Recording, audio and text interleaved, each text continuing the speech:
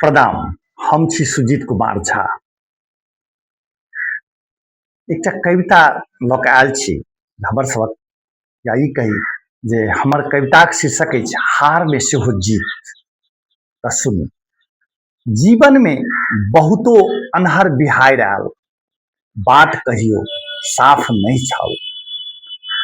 गर्दा, कांट आ अनिश्चितताक धुंध सँ भरल, तैयो हम सड़क पर चुपचाप चलैत रहलहुँ। रुकल नहीं, मोड़ पर ठहरल नहीं। जे लक्ष्य लऽ कऽ हम आगाँ बढ़ल छलहुँ, ओ लक्ष्य एखनो हमर श्वास में बसैत अछि आ हम ओकरा छोड़ल नहीं अछि। काज अधूरा अछि, मुदा अधूरापन हमरा हार नहीं बुझाइत। ई तऽ प्रयास जीवित रहबाक प्रमाण अछि।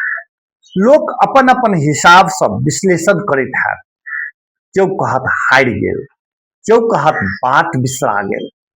मुदा हम जनैत छी जे जँ मनुष्यक भीतर आगि एखनो जरैत अछि तऽ यात्रा समाप्त नहीं भेल अछि। हम एखनो ओहि लक्ष्य दिस चलैत छी, धीरे, थाकल मुदा अडिग। किया तऽ सही जीत ऊंचाई पाबऽ में नहीं, ओ तऽ हारक बीचो चलैत रहबाक साहस में बसैत अछि।